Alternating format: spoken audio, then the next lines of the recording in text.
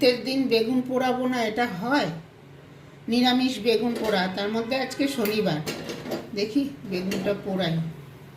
বেগুন আমি অর্ধেক করে নেই দেখার জন্য, ভেতরে পোকা টোকা নেই তো, এরকম অর্ধেক করেই পোড়াই। বেগুনটা পোড়া হোক। একদিক হয়ে গেছে, এবার একটু উল্টে দিই।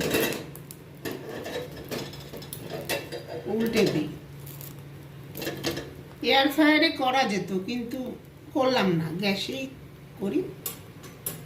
এবার বেগুনটা পরিষ্কার করে নেই।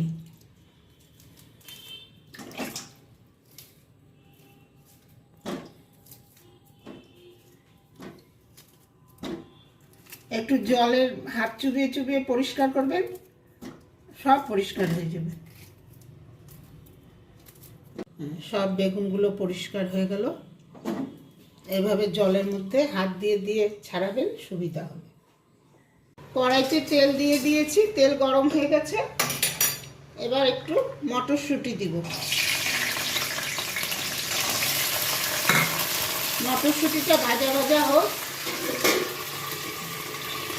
মটরশুঁটিটা হয়ে গেছে, ঢাকা দিতে হয়, নয়তো ওই যে চারিদিকে ছেটে তো মটরশুঁটি দেওয়ার পরে ঢাকা দিয়ে দিলাম। এখন ঢাকাটা খুললাম, একটু আদা এরকম করে দিলাম, একটু কাঁচা লঙ্কা। আদা কাঁচা লঙ্কাটা হলেই বেগুনটা দিয়ে দেবো। মটরশুঁটিটা তো হয়েই আছে। এবার বেগুনটা আমি চেক করে নিয়েছি, সব ঠিক আছে।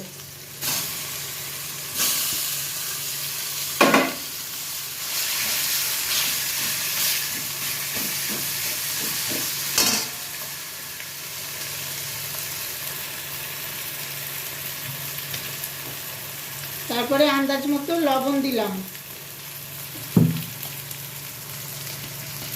একটু হলুদ দিলাম,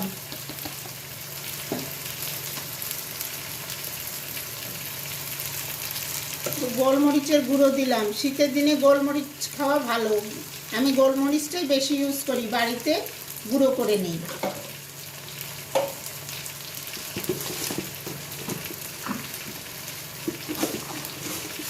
আর একটু চিনি দিলাম। বেগুন পোড়া একটু মিষ্টি মিষ্টি ভালোই লাগে, আর আজকে নিরামিষ বেগুন পোড়া, পেঁয়াজ রসুন কিছু দেওয়া গেল না। এবার এটাকে পুরো কষাবো, টাইট করে কষাবো। এই যে একদম আঠা আঠা হয়ে গেছে বেগুন পোড়াটা। খুব বেশি তেল দেবেন না আপনারা, বেগুন পোড়াটা একদম আঠা আঠা হয়ে গেছে। এবার একটু ধনিয়া পাতা কুচি করা দেব। এটা রুটি দিয়ে ভাত দিয়ে সব কিছুতে ভালো লাগবে। একদম আঠা আঠা হয়ে গেছে, খুব বেশি তেল দেবেন না। এবার নামিয়ে ফেলবো। বেগুন পোড়া আমার হয়ে গেছে, এবার নামিয়ে নিচ্ছি।